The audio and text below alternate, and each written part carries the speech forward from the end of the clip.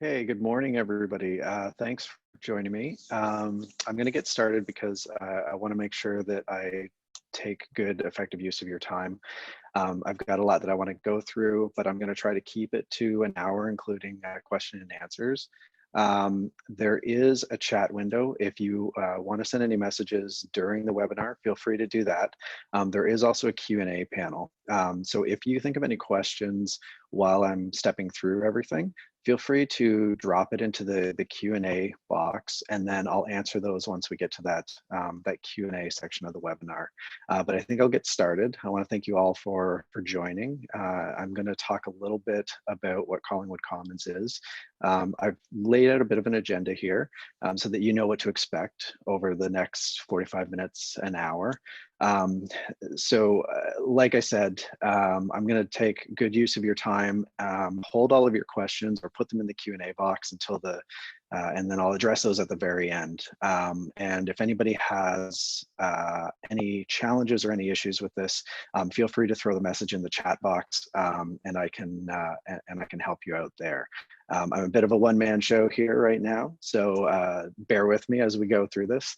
But I think let's get started. The first thing I wanted to just cover is who I am, because any of you that don't know me probably wonder, why is somebody doing this? What's the catch? Is there anything I need to know? So to give you a bit of a background on myself, I moved to Collingwood about 5 years ago. I took over a local company called Switch Video. So I own and operate that now with my team here downtown. We're a commercial animation, explainer video and marketing video company. The second role that I play is in the Collingwood Foundry. So that is a co-working space that I started a couple of years ago to help support some of the local entrepreneurs in the community.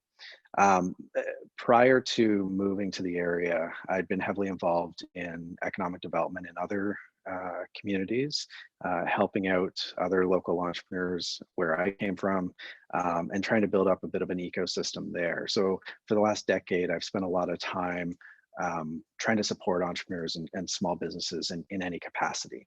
And before I moved here and took over Switch Video, I ran a web development agency for about 10 years. So that's sort of where that background comes into play with what I did with Collingwood Commons. With everything that's going on right now, the first thing I thought of was, what can I do to help support the local businesses and the local entrepreneurs here? Obviously, the biggest ones that are hit are the restaurant sector and the retail sector because of everything. So I wanted to see what I could do to give back and support in any way that I could.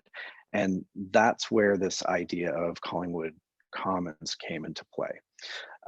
So what is Collingwood Commons? Effectively, it's an online marketplace for locals of Collingwood to shop online with local retailers, as well as view menus and order food online from local restaurants. So a lot of the restaurants in the community are offering takeout and delivery right now. So we're sort of tying that in with this Collingwood Commons concept to try to make it as easy as possible for the end user to be able to access the great restaurants and the great retailers that are in this community. So there's really two elements to it. The first element is that online ordering piece. So when you go to the Collingwood Commons website, you'll see an option to split off between ordering food and shopping local. So the ordering food piece is where it takes you to restaurants that are listed that have posted their menu on the website, their profiles, and allows the user to interact with that menu and order directly through the website. And the idea is to make it as seamless and simple as possible for anybody to order food locally at an establishment. On the shopping side, this is kind of positioned as a one-stop e-commerce marketplace for local retailers, producers, and artisans. How this ideally started was to provide a service for businesses that don't currently have e-commerce capabilities. There are a great range of retailers that already do have online stores, but there are quite a few that hadn't really entered the space.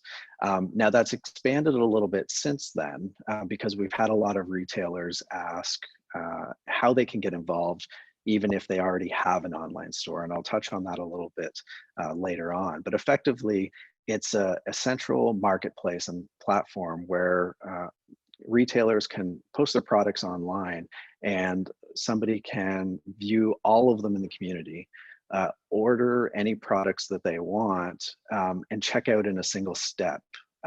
The process is pretty seamless from the user side. It's nice and easy, one simple checkout, and they're able to shop local.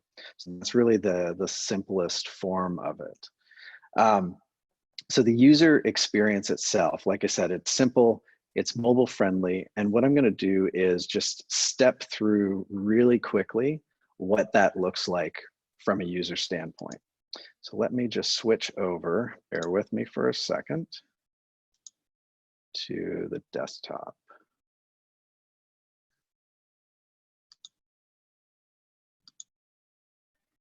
Now, can everybody hear me? Maybe just message in the chat if you're able to.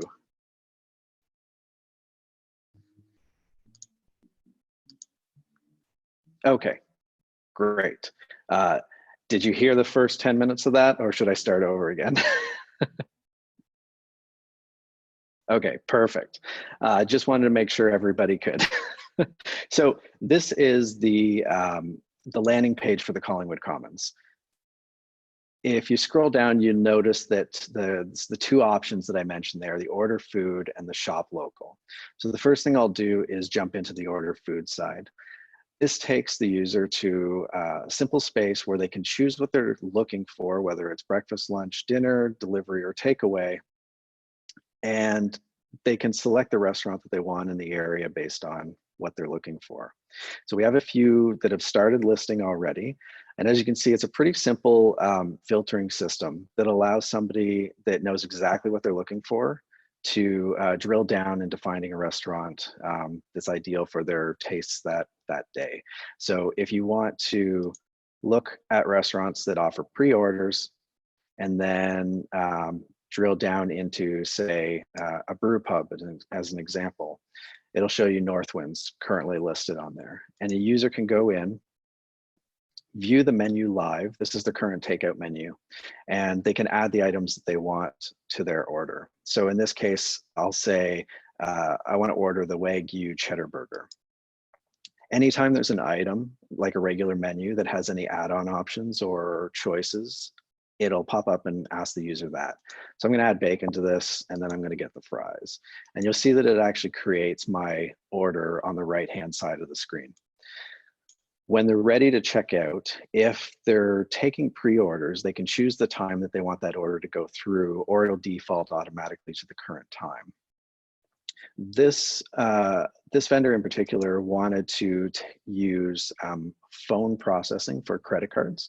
So to confirm the order, it will actually take you to a screen where it will ask them to log in, and then we'll actually send the order to the restaurant, and then the restaurant will follow up with a phone call to take the credit card payment and to process that order.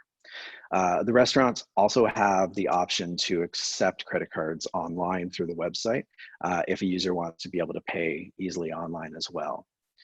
On the retail side, it works similar from a user standpoint, whereas it shows the list of the vendors that are available.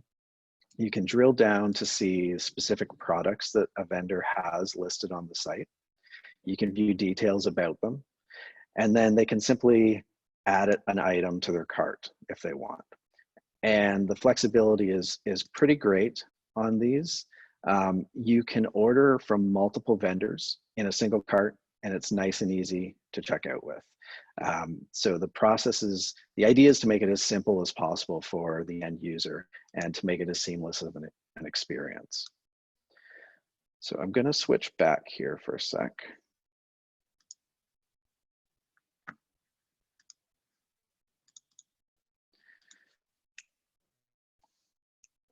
So what I really wanted to dig into in this webinar is how to set up a retailer from the restaurant side and then from the retailer side.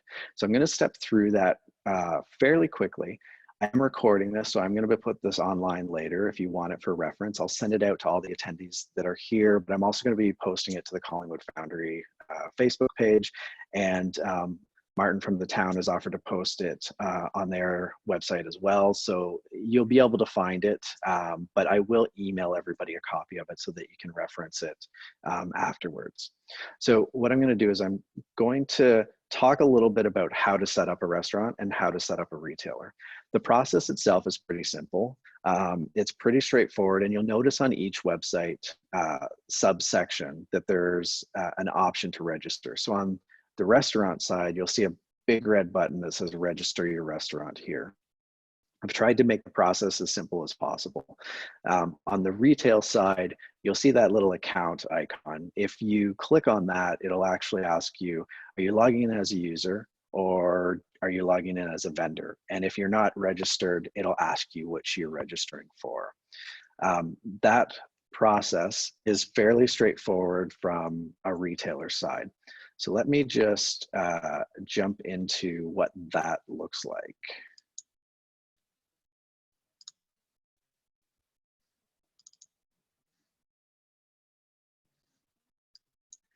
So I'm going to log in as a sample restaurant first.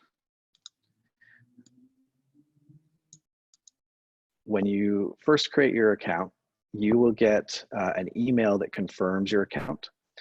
And all of the accounts that are created are moderated. So you won't get instant access to it. This is just to avoid spam. So I have to approve it. And then when you get an email back, it will actually ask you to connect your Stripe account. And I'll talk about that in a little bit later after I step through this. So both on the retail side and on the restaurant side, you'll be presented with a dashboard when you log in. What that does is give you access to all of the details of your restaurant. So you can go in, upload a new logo, upload a cover image, edit all of your details about your restaurant. You can choose whether you want to accept pre-orders or not. You can choose whether you offer delivery or pickup, and then you can set some parameters around it. So if somebody's ordering a pickup order, you can set a minimum price that you'll accept a pickup and a minimum price for delivery. So if you want to say offer delivery, but you want to charge a minimum of $30 for that order, this is how you would set that up. You can disable cash on delivery. The way this functions is if cash on delivery is enabled, that means that you can call to receive the payment. So it's not really cash on delivery. It's rather you'll get the order, you'll call them and process it over the phone. That's really all there is to it. On the category side, you'll see a bunch of pre-listed categories here. Choose as many as you want that make sense. If there's any not in the list, reach out to me and let me know because I'll add them. If you offer takeout, select that. If you offer delivery, select that because then that will help people filter it out as they're going through. You can update your address as well. Pretty straightforward there. And then you can also update your hours if you want to post what hours you're open and accepting orders. The menu builder side is really the piece that's the biggest and most important aspect of it. So the first screen that you come to allows you the ability to add your own menu categories. So you'll see some of the examples that I put here from Lowdown's menu. So you would simply go to add a menu category, give it a name, and save it, and it'll automatically add it to this list. Once you have your categories laid out, you go into your food items, and this is where you add all the items from your menu itself. So if you wanted to add a new item, you would click on the button, give it a category name, give it a title, and give it a price. When there's an option, aside from a straightforward choice, what you'll want to do is click on the Add Menu Item Extra button. And what that'll do is give you a new heading that you can give it a title. You can allow them to make multiple choices. or just a single choice of those extras. And you can choose whether you want it to be required or not. If it's required, just put a 1 in there. Give the item a name, give it a price if there's a price and it's not free. And if you have multiple, just simply keep clicking the plus button and it'll allow you to add as many as you want. Once you're done, click save and then click update menu. And what that'll do is it'll automatically update or add that new item. Editing them works the same way. It's pretty straightforward. The next step is the orders side. This is where you'll actually have a list of the orders that have come through. These are all just sample orders that I've put in so that you can take a look at it. You can actually drill in to see the details of each order, who's ordered it, address, the status of it, and the totals. It'll allow you to also print a receipt if you want to do that as well for a hard copy on your side. Once an order has been processed, you can change it here. So if somebody's canceled an order, you can go in and edit that and mark it as canceled. If somebody's completed, you just mark it as completed and it'll automatically update it on that end. Bookings we won't use at this point, but in the future, it might be something that we implement. This will be once restaurants open back up. You'll actually be able to choose whether you want to receive bookings to book tables, and it integrates with the system as well. Reviews are currently disabled as well. We're not using those right now, and memberships isn't used either. Withdrawals will actually show you what your income has been for that day, week. It'll give you reports on that. You'll be able to generate your earnings statements through the earnings section, and you can specify the dates that you want to see what your earnings were. It'll give you a withdrawal history, which just shows you the amount of money that's been processed and then transferred to your company's bank account. Statements are statements that you'll be able to download for hard copies. And then if you have multiple people that are managing this system, you can actually add them. So you can send an invitation to them by email address, and it'll send them a login. So it'll allow them to log in and manage the menu, process orders and things like that. So that's the standard user dashboard side for restaurants. It's fairly straightforward, but it can be a little confusing if you haven't used it before. So again, reach out to me if you have any questions and I'm happy to help. I'm going to just pop over to the retail side now. It looks slightly different, but a lot of the functionality is the same. So I'm going to log in as a demo account here. I've just got mine set up as the Collingwood Foundry, so I'll log into that one so you can take a look at it. So once you're first logged in, you'll be presented with this screen. It'll give you the option to go to your vendor dashboard. The vendor dashboard will show your monthly sales. It'll give you a bit of a report here based on the products that you've sold and listed. If you drill down into your specific products, you'll get a full list of the things that you've listed on the site for sale. When you want to add a new product, simply click the button, select an image that you want to add, and I think I'll go to a preloaded one. So say I'm adding a gift card. I've got an image for my gift card. I'll select that. I'll add a price for it. Give it a title. And then select the category for it.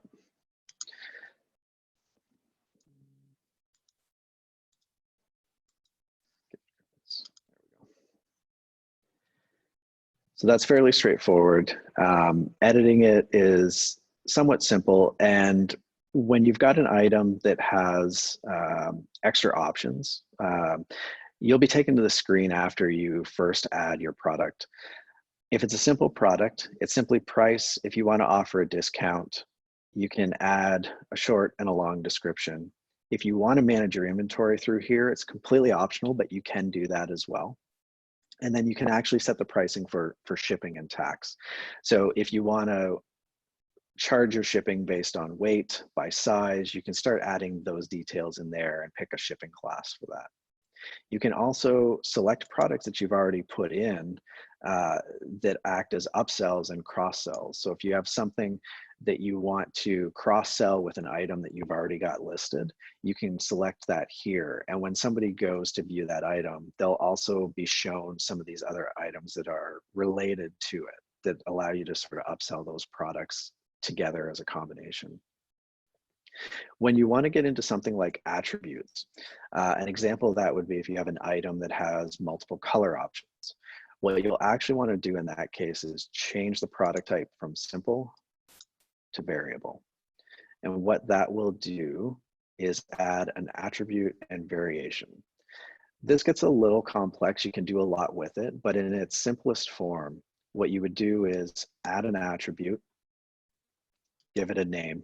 I'm going to say color, save it, and then you'll want to use that as the variation for it.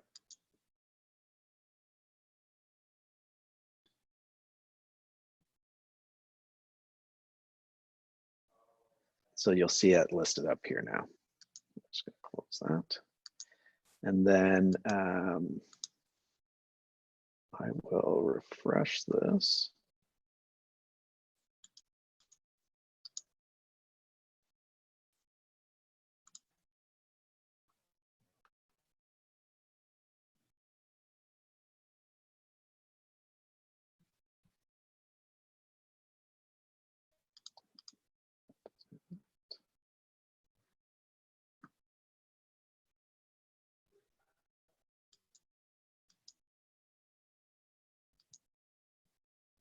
Attribute, forgot to save that.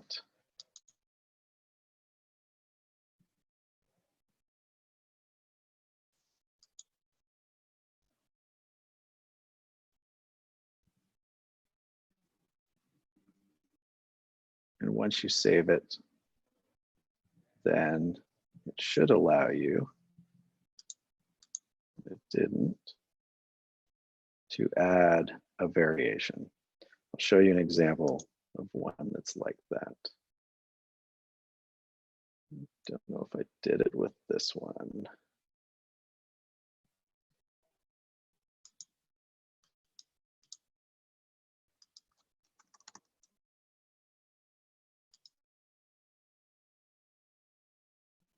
Added color.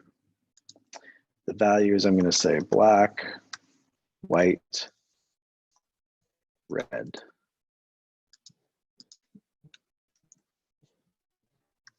then I'll save it. And then save the product. Change it to a variable.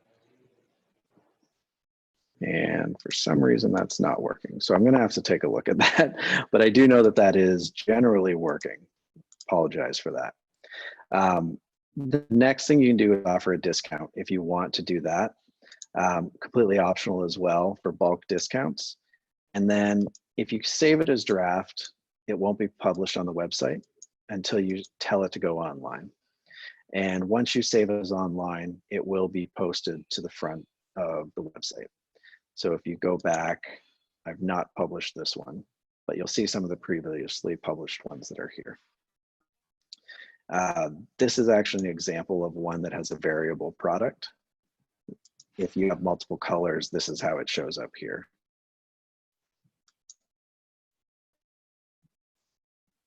Let's go back to the dashboard. And then you'll be able to see all of your orders that come through. I won't have anything listed here because there hasn't been any orders on this account. But if an order comes through, it will show up here. You'll also get an email as well. Same with coupons. You can actually add coupons if you want people to be able to claim those, purchase them and claim them, or if you want to offer a special to any of the products that you're selling. And then you can also generate reports based on your sales. So that'll allow you to see an overall report on the month, sales by day, which items are your top selling, your top earnings, and then you'll be able to download statements as well. Currently, there aren't any there. The withdrawal feature is similar to the restaurant side. This is when money is transferred to your account. And I'll talk a little bit more about how that works after this. Under the settings side, this is where you'll actually be able to set up the profile of your site. So you can edit a background picture if you want. You can upload your logo, give it a name, categorize it if you choose to categorize where you're listed under, and then all of the details, just general contact details. One of the things that I've added is if you've got an existing e-commerce site, you can add the link to that here. And if you're using Shopify, you can add that here. There's a little bit of extra work involved in doing that. So if you have a Shopify cart that you want to link to it, reach out to me and I'll help get that set up. That's pretty much it from the profile side. On the payment side, and this works similar to how it works on the restaurant portion, we use a service called Stripe. And I'll talk about that in a minute, but you'll need a Stripe account to be able to use this service if you're going to take credit card payments through the site. Shipping is where you'll set any of your shipping details. Currently, there aren't any set up here. So there's just an extra step if you want to add shipping fees to it. A lot of retailers right now I know are doing curbside pickup or at the door pickup. So that may not apply to you. You can also add your social profiles. All of that will be listed on the profile of your website.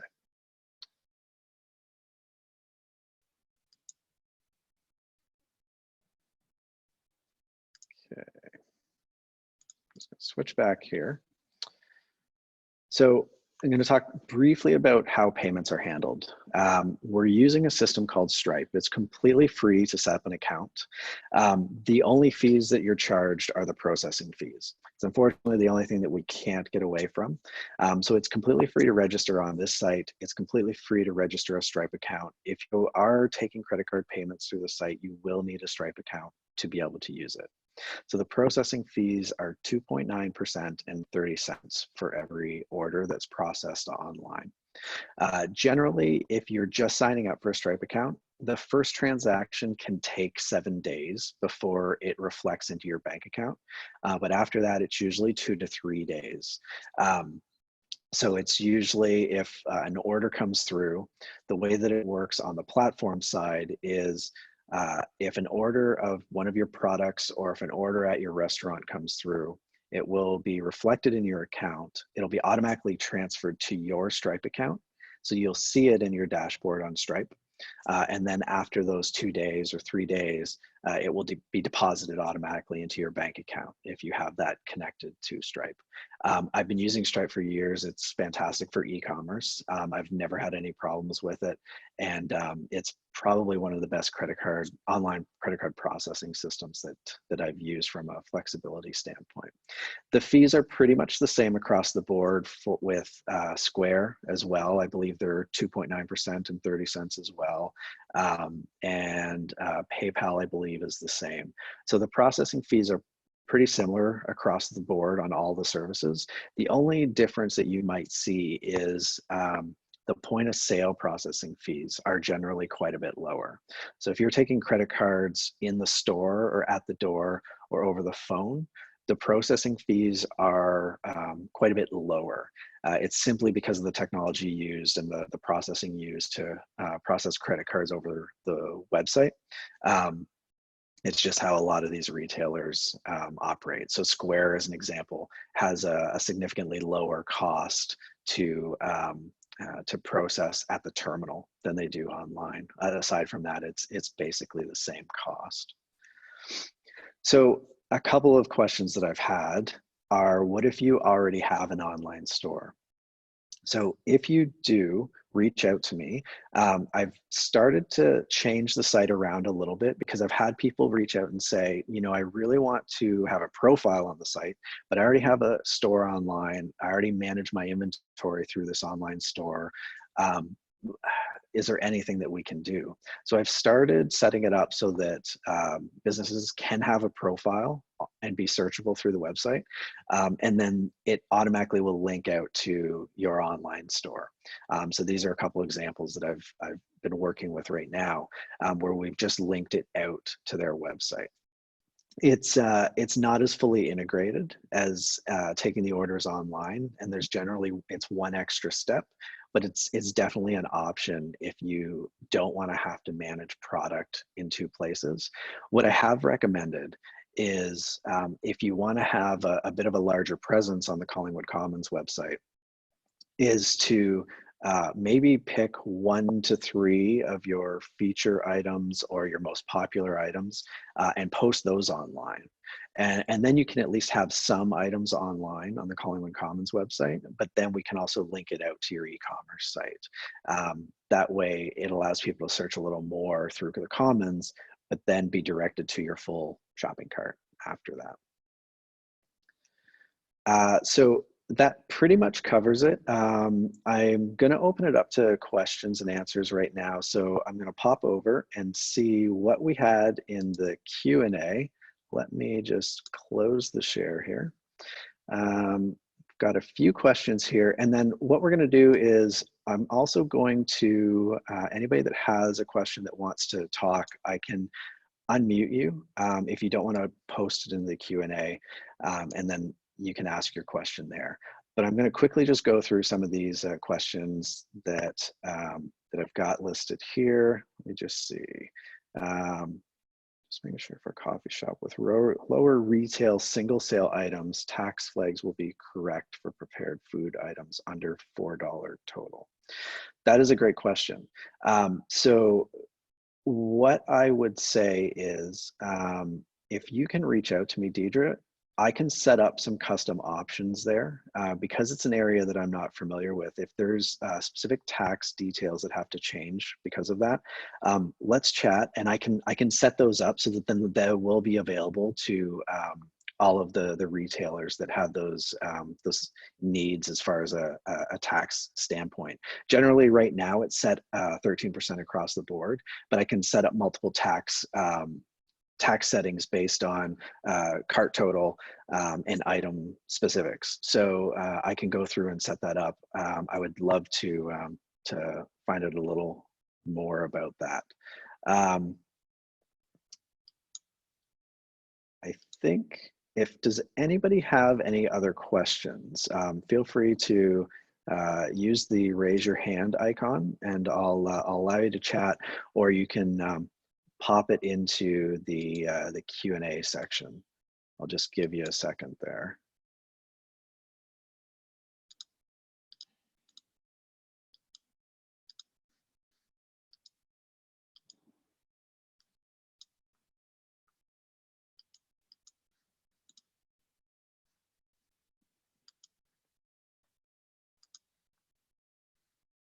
Okay. Run out of an item, can we temporarily remove it for a single day? Absolutely. So, and this is on the restaurant side. So you will have to remove it through the menu, but you can add it back in at any point.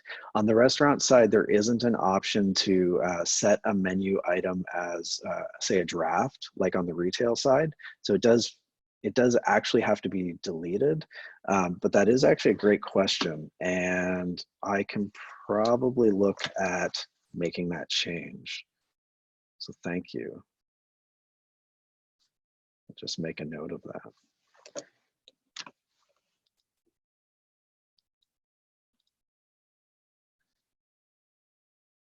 Okay, any other questions?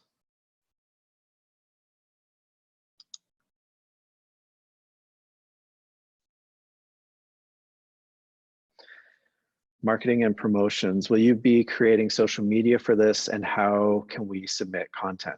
Right. So right now there's not any social media set up for it. However, the way that it's built is on the retail side, it is connected to Facebook and Google, so that we can actually push items into the Google shopping system so that they can actually show up through Google searches.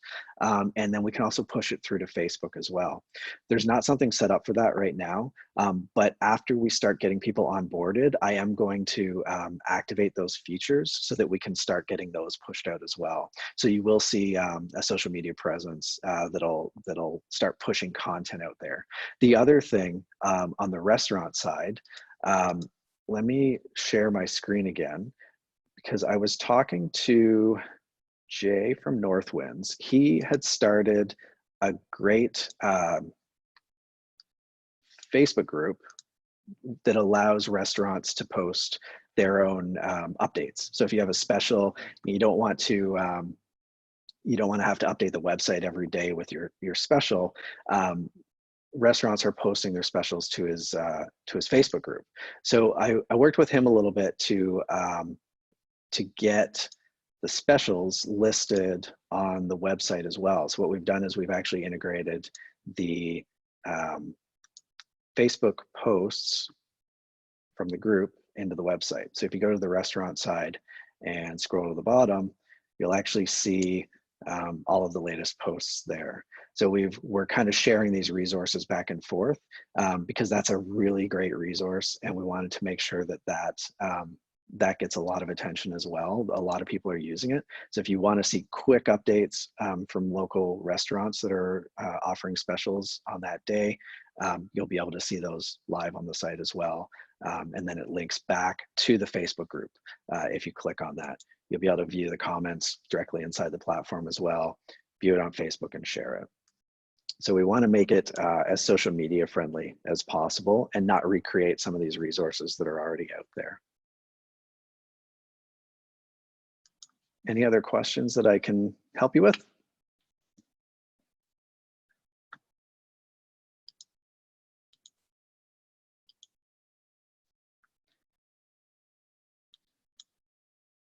Asia, yeah, you had a question?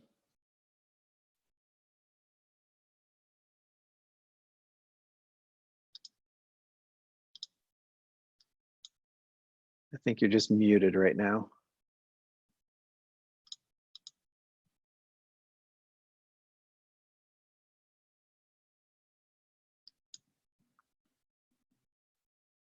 Oh, no problem. Didn't mean to raise your hand. That's okay.